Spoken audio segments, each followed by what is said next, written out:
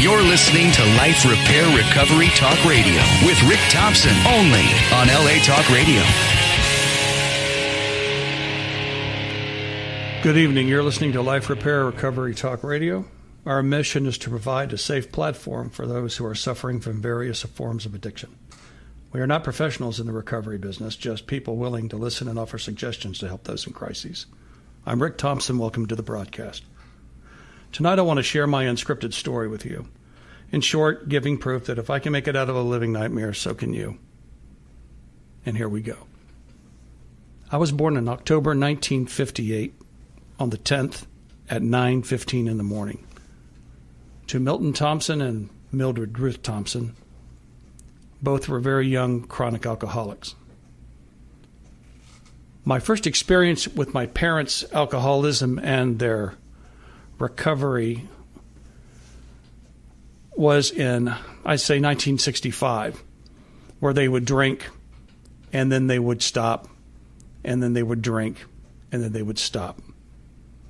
Now, during this time period, we were living in Washington, D.C. My father was previously in the Navy, had worked for the OSS, and was stationed in Washington as an air safety investigator for the FAA, later to find out that wasn't the whole story. In our community, we were surrounded by people that worked at the Pentagon, CIA, DOD, and the executive branch of the United States government. Basically, every other night was a cocktail party, smoking and drinking. That was the norm. That is how people in that environment dealt with the stress, because we were at war. Cold War as it be, with Russia. And the stress level from those environments that they had to deal with on a daily basis was just astronomical. The first time I ever saw violence was right around 1965, where I had a young friend over one day and we were playing, and we walked into the kitchen and my mother was standing there and my father was standing there, and for no reason whatsoever he slapped her across the face. Now that's shocking to two young children. A day later, I'm at Billy's house, and he looks at his mother, having already told her what was transpired, and said, "Why does Ricky's father hit his mother?" And she looked at him and said, "Well, he's just a joker, trying to smooth it over, not to embarrass me." But the damage had already been done. From that moment on, I had to learn how to compartmentalize my feelings, and I also had to gauge my parents' level of intoxication and violent behavior. I had to look for the signals. I had to look around the room and see if my father was sober enough to have a conversation with, or either one of them sober enough to where if somebody knocked on the door, you could let them in. Or give the excuse, he's asleep right now. He's on the phone. He's busy. My mother's cooking. But everybody knew, because they heard the fights, they heard the damage. Mother getting thrown against the wall, mother having a cast on, mother bruised and beaten. There's only so many times you can tell somebody you fell down the stairs before they know that's not the case. This went on throughout the 60s. And as I got older, my older brother, who is 10 years older than I, was scarce, because he had seen them when they were very young, and he'd had enough of it, and he was damaged by it as well. When he would come home from college, they would both be drunk, and he would just turn around and walk out the door. So I was left alone to deal with the situation. So I had to adapt. I had to wear many hats as a child in order to deal with this scenario that was coming at me from every possible angle. It affected me during my school. It affected me in my relationships with everybody, because I never trusted anybody. If you can't trust your own mother and father, you can't trust anyone. And when you're in an environment such as that, where there's alcoholism and there's violence, the messages that are sent to the children and to the mother are that they have no self-worth. They are nothing. Because there's no other way to interpret that. And so that took me a very long time to get through that. My father was going away to places like supposedly Oklahoma City to go to some kind of seminar for the FAA. When we tried to reach him, we could never contact him while he was gone directly. We would have to go through a call center, and within 10 hours, we would receive a call back that was always very scratchy and very faint. Now, today, that would be an international call. I have no earthly idea where my father was, but when he came back, he was a zombie. And the only way that he could cope was with drinking. That doesn't give him an excuse for what he did. That's just the way that it was. His heart started to fail. In his middle 40s, he had 2 or 3 heart attacks, some angina, was missing work from either alcoholism, getting too loaded, couldn't get out, or just physically fit. What had happened after that is they decided that he needed to retire. He couldn't fire a person that was in the civil service. They had to ask you to leave. We had left Northern Virginia to a place called Dunn, North Carolina. Dunn, North Carolina is where my father was raised. We got there, and of course, me being a kid from Northern Virginia, I was in proper school systems, being taught on levels that exceeded what I was going to be exposed to in this little burg of North Carolina in the middle of nowhere. Once we arrived there, the drinking escalated to the point where it became astronomical. They were drunk 24 hours a day. The fighting was 24 hours a day. I would walk in and find my mother in a pool of blood and then have to help her up and clean the blood up. That was part of my life. One day I was out with a friend of mine. I came back and my mother wasn't there, and I said, "Where's my mom?" And my grandmother, who lived in the same town, said, "Well, your mother fell down. They had to take her to a hospital." The next day, my father and I go to see my mother in this hospital in Raleigh, North Carolina, and she's changed. When she says hello to me, the eyes weren't the same. The voice wasn't the same. I knew something was really wrong. And the nurse walked up with the doctor and said, "Your wife has a blood clot on her brain."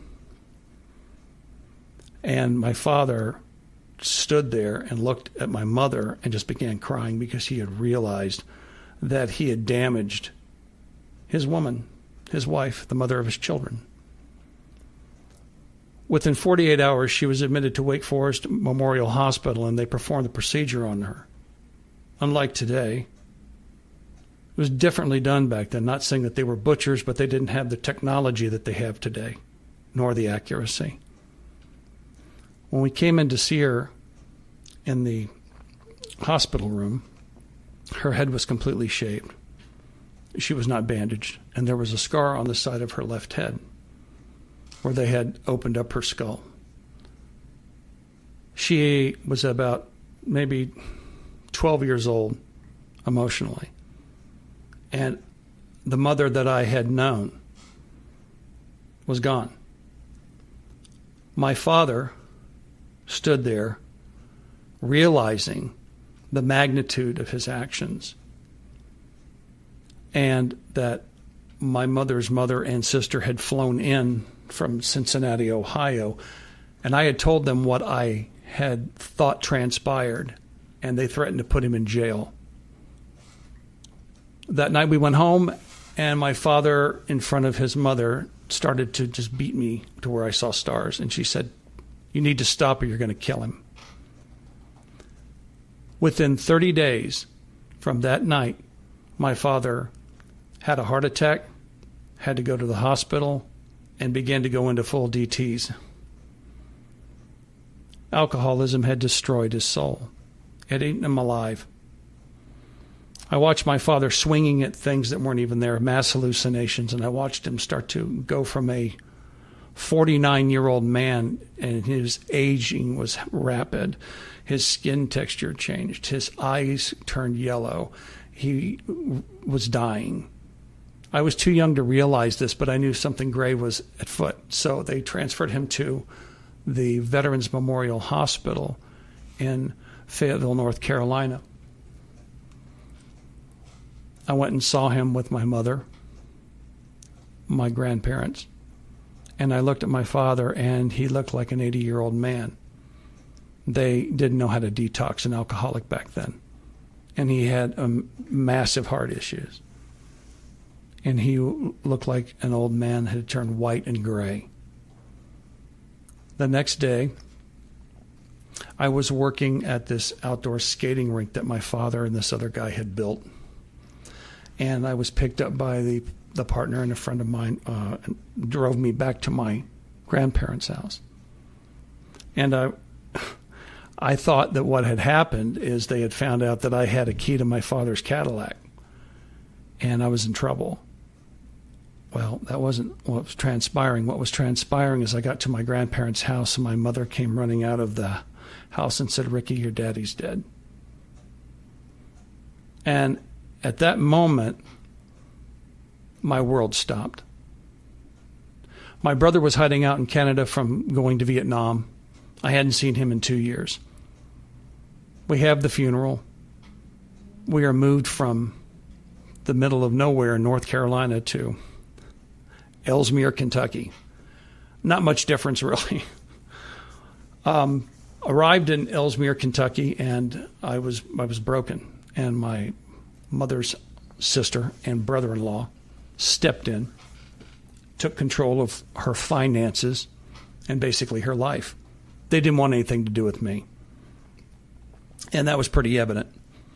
You would think that when a young child goes through that type of traumatic experience, the outlying family would come in and hold that child close and tell them, "It's not your fault. We love you. It's going to be okay." I never got any of that. What I got was, "You and your mother are going to Canada to see your brother." Okay, so we get on a plane. My mother, who's basically fresh out of a recovery room for a few months, and I fly to Vancouver, Canada.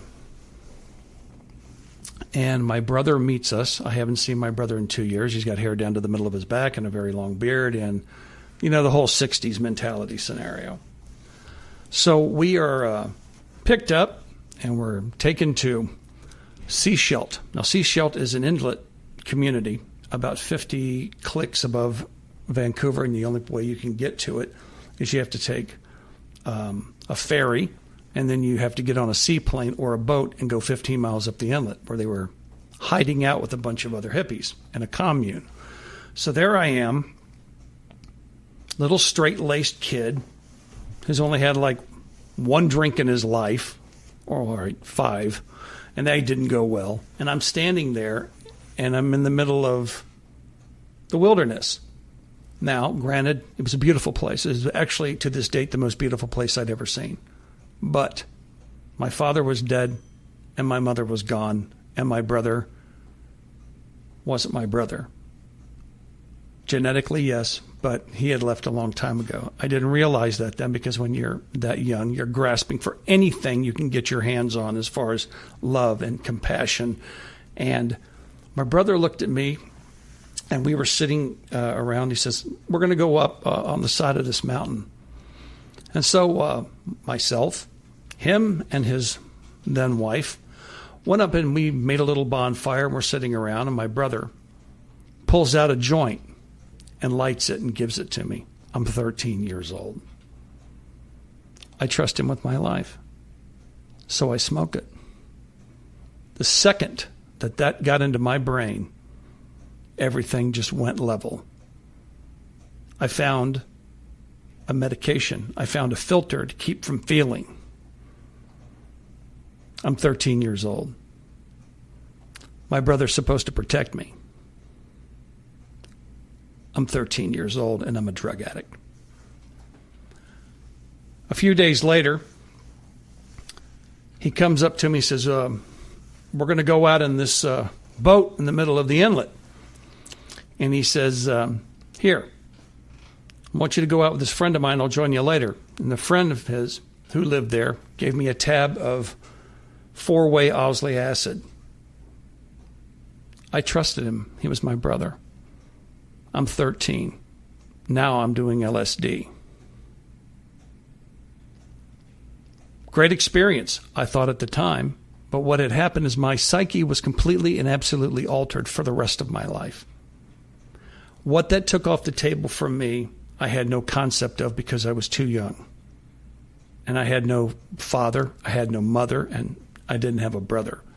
We fly back to Cincinnati, and the aunt, my mother's sister, looks at me and goes, She knew something was wrong when she looked into my eyes. Of course, I denied anything and everything. The next thing I know, I'm hanging out with some kids I shouldn't be hanging out with. A car gets stolen. There I am. They can't do anything to me because I'm a little kid. I'm informed I'm going to Millersburg Military Institute in Millersburg, Kentucky. So, there I go. Within a few months, I've gone from losing my mother, my father, and found out my brother was non-existent, and now I'm being slammed into a military school. This was not a lot of fun. To be blunt, this really sucked. We were taught to march. We were taught to spit shine our shoes. We were taught to spotlessly clean our rooms, military fold our sheets and our clothes. And we marched and were yelled at. And I was in a school with a bunch of people that were just like me, that weren't wanted, that came from all different scales of economic structure.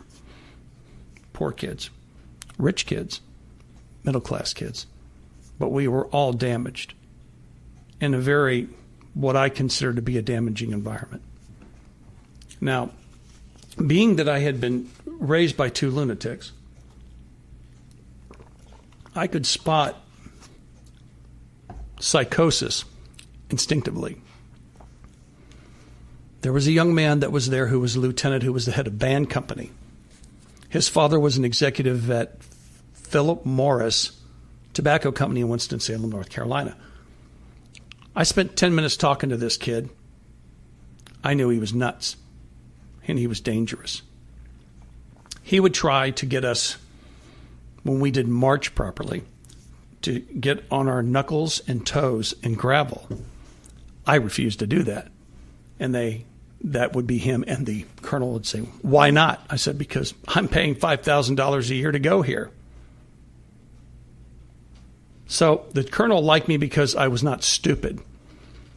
I would go to him and say, "This guy is insane. He's insane. He's going to hurt somebody." He said, he just looked at me and said, "What do you know? You're a young child." I tried to explain it to him. He dismissed it. One night, prior to going on a leave, the person in question gets his saber, busts out all of his windows in his room, and these two poor kids across the hall from me, David and Tandy, look at this guy and say, "You can spend the night with us." I knew that this was going to get really bad. So that night, I took my chest of drawers and put it in front of my door. And I had a baseball bat, and I was on the bottom bunk. And about 2 o'clock in the morning, I hear a knock on my door. I'm not going to answer it. 5 minutes later, I hear some scratching on my door.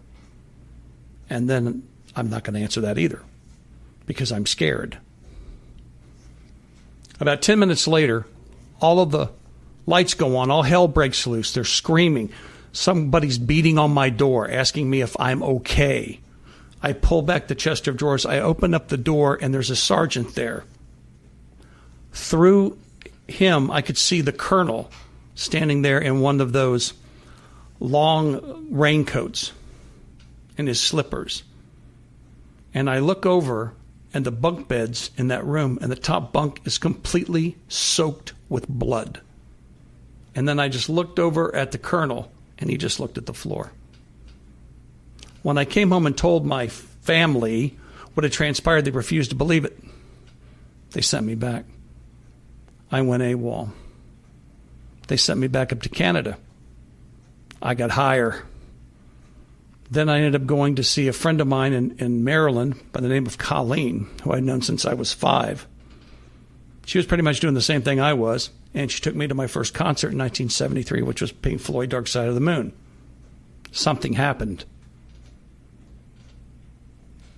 After that, I go back, and then I get put in a place called Boys Haven in Louisville, Kentucky. Lovely place for orphans. A friend of mine from military school was there. His brother was a big pot dealer. It was fantastic. Free weed. Chasing girls. There I am at that point, about 14 going on 15. I'm thinking, this is it. I didn't realize that I was in bad shape and I was so scarred and so emotionally damaged because I was busy filtering out everything I could possibly feel. I did not want to be in reality because my reality was a nightmare. At that point, one night, I'm walking over to see my friend who lived about, 10 blocks. I saw a car. There were keys in it, hanging out of the trunk. I figured, why not? Not one of my brighter moments. Took the keys, got into the car, started it up. It was a 3-speed. Never had driven a 3-speed manual transmission in my life. Backed out, and then the car lurched forward.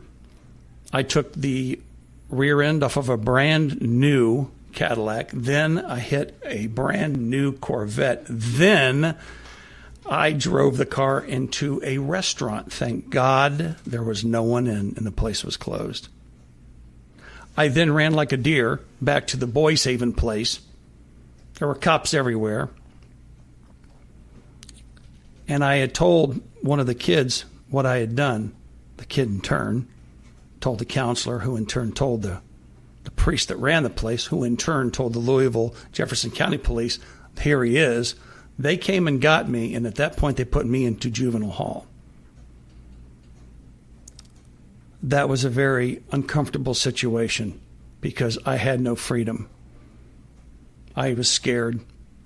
I had made a mistake, and I was in trouble. I had called my aunt and asked her, I need your help. She says, well, what do I do? This is a woman in her 50s telling a child that has lost his mother, his father, his brother. His life is falling apart. She's thrown him here. She's thrown him there. What do I do? I ended up going to court with a public defender who was incompetent. Was more interested in flirting with the other lawyer than representing me. She says, you just need to plead guilty, honey. There's not a lot we can do for you. So then I go into a maximum security juvenile facility to wait assignment to what boys camp I'm going to go to. Then they assigned me to Lake Cumberland State Boys Camp. And so for the next 8 months, I learned how to cross-cut. I learned how to cut down trees. I learned how to dig up stumps out of the ground and be engaged in Gestalt therapy. They put you in one of six different groups. And what the groups did is they had therapy. And that what you would do is if you did not tell them what they wanted to hear or have some kind of a crying fit, they would grab each piece of your shirt. We're talking 10 kids and shake you and scream, why? After a while, you just made up things just so they leave you the hell alone. I get out of there. I go live with my grandmother and my mother. I'm watching my mother. She's withering away to nothing. She's smoking cigarettes like a train. I mean, I've never seen anyone to this date smoke as much. She was trying to kill herself. I lasted about 5 months in there, and then I had to leave one night because I knew that I was in trouble. I was in deep trouble. I knew I was on my own, and I had to go learn about the world, good or bad. So I did. So I ended up moving up to the University of Cincinnati area in a place called Friars Club, which is no longer, which was the youth hostel. I started meeting all the guys that were moving a little weed here, a little weed there to make money. I did the same thing. I went to school for a while, worked a job at the IRS in the stockroom for a while, and then just started floating away into another life, into another person. I met a young girl there who was going to a special school that was there for rich kids in that facility. fell in love with her. She asked Mommy and Daddy, can we move him in? So I was moved into this huge, beautiful home in Hyde Park, which was the affluent area of Cincinnati. I thought, well, this is great.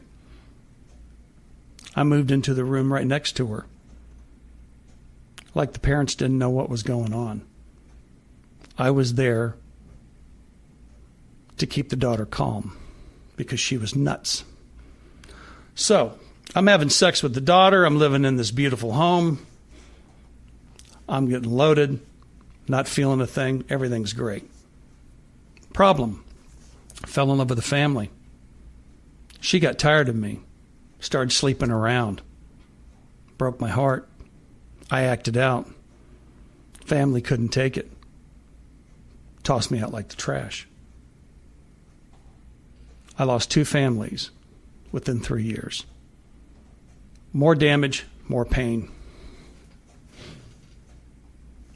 So, at that point, I started the drug use very, very heavy. I went completely nuts. And I was living on my own. I was very poor. I didn't know very many people. So I did something very stupid. And I was in the wrong place at the wrong time. And I ended up going in front of a federal judge. Federal judge knew that I was in trouble, so they put me on probation, and I got an ex-Marine who was a private, not a very worldly guy. And I'm trying to learn something. I'm trying to learn a business. I had started working some concert dates because I snuck myself in while I was living with that family. And I had a backstage pass and went to a stadium show with 2 very beautiful girls. And I looked for the youngest and dumbest kid that was on the backstage area lot, walked up to him, told him that I was called to get a job and work that show, which was complete bullshit. But I did it anyway, and the girls worked as bait. And then their guy came from the backstage area, who's still a friend of mine, named Larry, and said, what are you doing here? And I looked at him, I said, I want to learn this business. I said, you can have the 2 blondes. I just want to stand on stage and see what's going on. He said, sure. So he gets me an on-stage pass. The 2 girls and him disappear to a Winnebago. That was the end of that. And I'm standing on stage looking at some of the biggest acts in the world in front of 50,000 people. And at that moment, I didn't realize what I had done, but I had injected the concert business into my heart. And it became worse than any drug I've ever done. But I found something that interested me. I found something where I felt I could make a difference and I could make something of my life. The probation officer, back to him, Mr. Happy, when I told him my plans, oh, that was too grandiose. You can't do that. There's no way you can do that. You don't have any money. But I had connections. I had a concert promoter who was doing large concerts with Aerosmith and bands such as that. And I glommed onto him, and they knew that I was just staying in the corner. I wasn't being a bother to anyone, and I was learning, and so they allowed me to do that. Unfortunately, that did not bring in a weekly paycheck, and so Mr. Probation Officer violated me and put me into a halfway house. Now, this happened repeatedly because I would get very close to start to put together my own deals. Meanwhile, I have a GED, and I have no practical business experience, but I know enough to be dangerous. And they would keep violating my probation and put me in jail. I would try to explain to him what I was doing. He didn't care. And so one day, he just violated me and they went in front of the judge. And the judge said, you got to go. All I was trying to do was learn a business. When you don't have any parameters, no one's ever taught you any parameters, how are you supposed to have any parameters? I couldn't figure it out. So I sat in Middletown City Jail for 2 months. And one day the federal marshals come and they take me down to the FCAI Lexington, in Lexington, Kentucky, which is a co-ed facility minimum security. So I'm in there and I got to figure a way to stay alive. So I take the bakery position with a bunch of other people.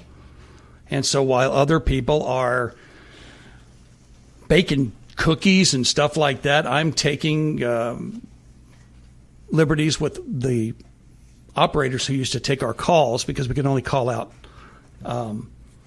collect. And I would have a girl bringing me a little weed at the back gate 2 or 3 times a week, and I started making money. And I would take the yeast and we'd start making wine with it. Well, they couldn't catch us, but they figured it out, so they moved me to the mail room. And the mail room was basically where you made those large canvas mail bags that you ever see at the post office, where they dump a ton of mail in it. Well, we were making those, so you would take one bag, stuff 20 of them in there, and they had a 10,000 square foot room that they stacked them in. And once a month, the trucks would come and take the bags away. I had an ingenious idea. There's men and women working everywhere here. There's like one person for 60 people. So I created my own hotel, and I charged. So when I walked out of the place, I had some money. I'm not proud of any of this. I'm just telling you my story. It's not pretty, but at least I'm telling you the truth. I get back to Cincinnati. My mother dies. My grandmother dies. Whatever was left is gone.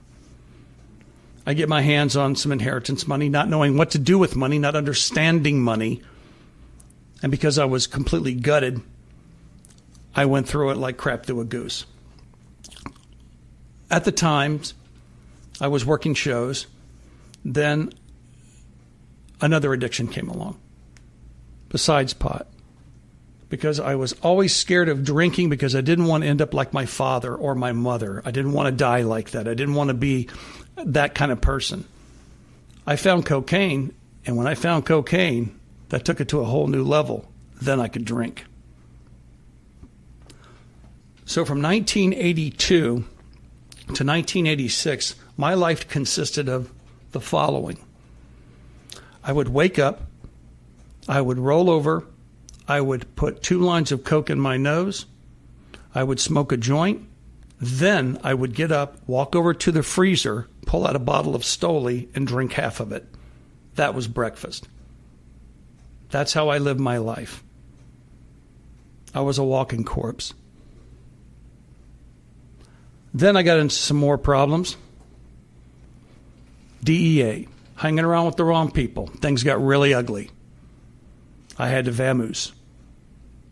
So I vamoosed. I went from Cincinnati to Akron with my then girlfriend. She's working at a place called Blossom Music Center. I'm working at a place called the, what was it called? The Cleveland Metropolitan Theater, which was called the Agora. There was a chain of clubs, and this just happened to be the main one.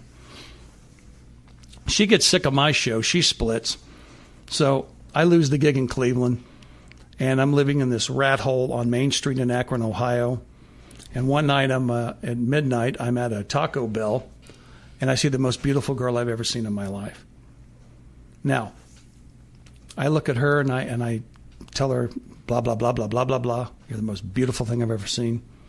She looks at me, and her eyes twinkled. And she goes, I'd love to go out with you. Now, you have to see the picture here. This is the parking lot at midnight in front of the Taco Bell on Main Street in Akron, Ohio, which is not New York. I'm driving a 1977 Plymouth Belvedere, baby shit yellow, that is rusted out from one end to the other in the middle of the car on both sides. I'm thinking, this is fantastic. I call her the next day. She says, I want to meet you at a place called the Alano Club. I go, I walk by there almost every day going to the bar. So I go to the Alano Club. I've got about 3 or 4 joints in me, 4 or 5 shots in me. I'm feeling pretty good. And all of a sudden, there's a hand that hits me on the shoulder. I turn around and I see the biggest Cheshire grin I've ever seen. And there's a guy named Mark. He says, we're going to meet Gail over at this place. Come on, let's get out of here. I'm in the car. I'm buzzed. And we pull into a church. I'm thinking, this can't be good. Within 15 minutes, I'm in a 12-step program in the basement with a bunch of guys reading a passage. Within 48 hours, that sweet woman and her boyfriend and a guy named Ron Hawley, who was my first sponsor, they got me into a place called the Interval Brotherhood Home in Akron, Ohio, and saved my life. Now, this is 1987. I stayed there for 3 months, went to various 12-step meetings, didn't listen to anything. I was just there. And on the payphone in the facility, all I had left to my name was a Sprint card that was active. I put together my first concert date at Ohio University with Stephen Wright. A lot of you people won't even know who Stephen Wright is, but back then he was a huge comedian. I didn't even have the money for the show, but I got the contract, and I talked the school into going forward with it. And then I get out of the Interval Brotherhood home, and I move in with some rich kid, and then I raise the cash. I sell the show out. I'm thinking, this is great. The show was on the anniversary of my grandfather's death, and I didn't realize that till much later. The night that I had the sellout, and I'm standing there, everything I have worked for, everything I suffered for, I had right in my hands. What did I do? I went back to the Hyatt Regency in Columbus and got loaded. From that moment on, everything started going down the toilet. My next show was in Louisville, Kentucky, and it was with Stephen Wright. And some young lady, a British lady, had called me and asked if she could interview Stephen. I said, fine, because I always gave that privilege to persons that weren't working for the big newspapers because I understood that. I'm at the show. We get done with the business of the show. I'm downstairs talking to Stephen and his manager. I turn around, and this 5'10", drop-dead gorgeous brunette walks towards me. Takes one look into my eyes, and I melted on the floor. Well, she was married, but, that's just a small obstacle because I was so sick and was so busy not feeling and doing anything I could to fill the hole in my soul, whether it be drugs, music business, whatever. It was just part of the plan. We get together. We moved from Akron because it snowed. I had a little bit of grass, had a little bit of money, went to Tampa to see my brother, who I hadn't seen in a while, because my brother was going to give me 50 pounds of pot for one of my kidneys for his daughter. I thought, that's a great idea. I've got 2 of them. I don't need both of them. So I go down there. That marriage lasted about 2 years, married. We were together 3.5. One day, we are now in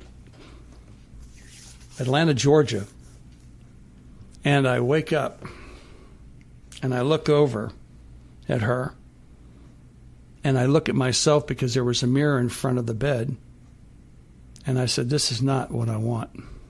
This is not the life I want.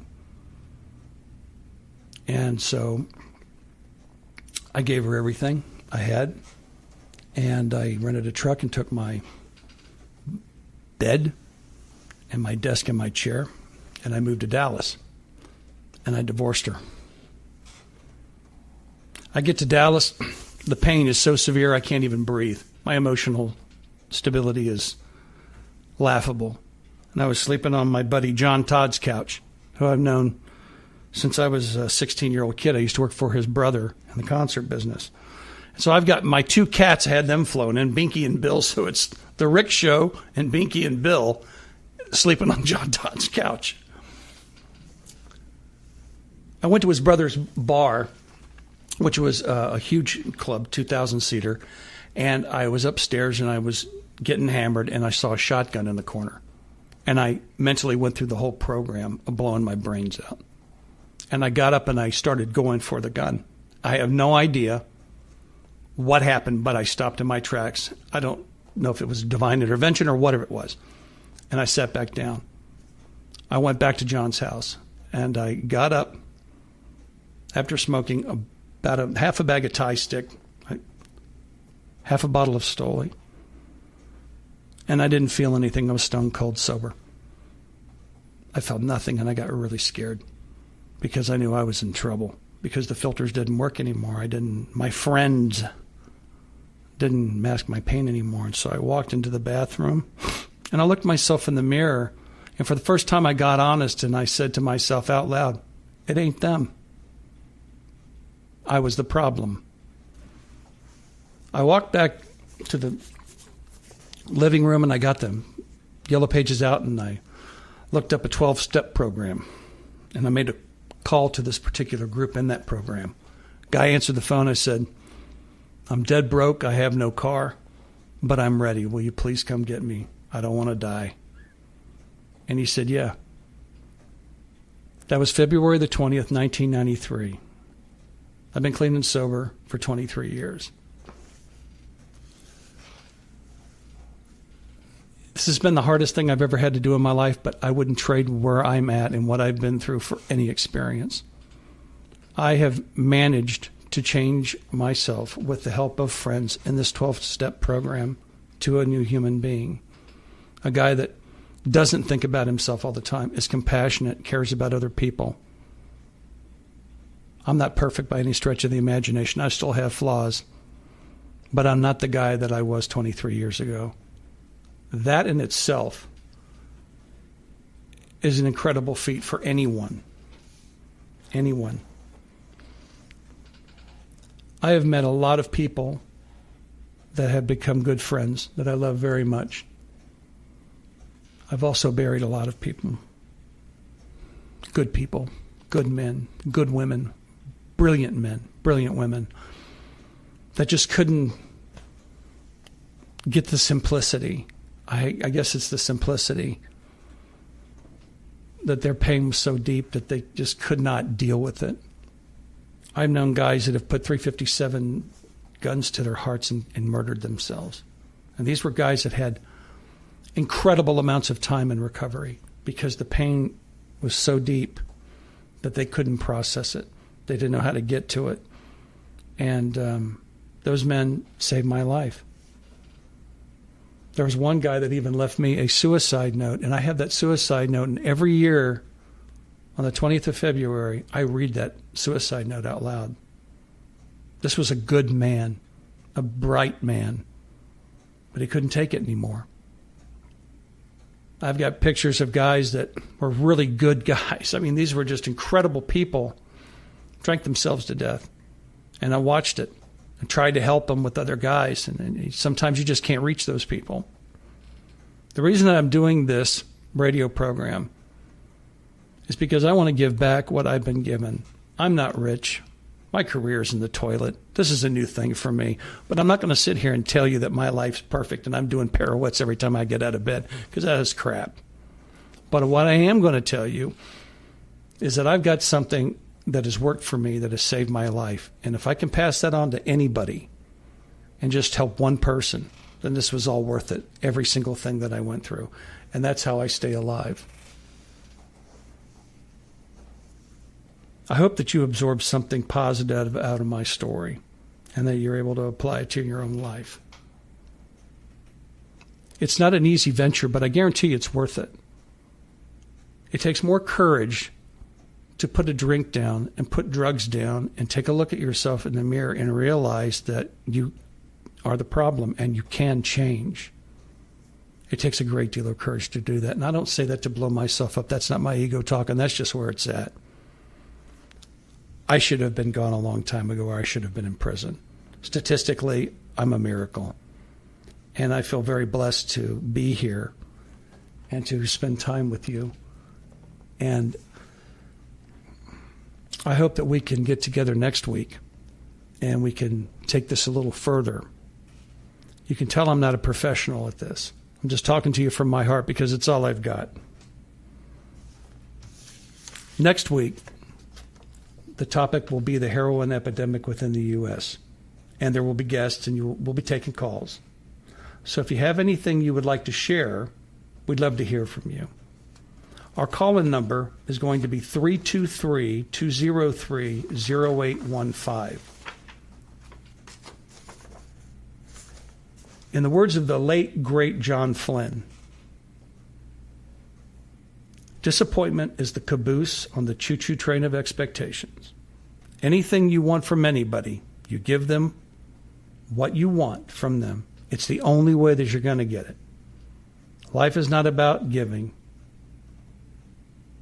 alone. It's certainly not about getting. Just one day at a time. So if you think that you want something from somebody, you better give it to them first if you have any hope of ever getting it. And if you don't, at least you did the right thing. Thank you for listening. We'll see you next week. Good night and good luck. Disappointment is the caboose on the choo-choo train of expectation. Mm-hmm. Anything you want from anybody, you give them what you want from them. It's the only way you're going to get it. Life is about giving, not getting. Mm-hmm. Thank you, John. You're quite welcome, a day at a time. You're listening to Life Repair Recovery Talk Radio with Rick Thompson, only on LA Talk Radio.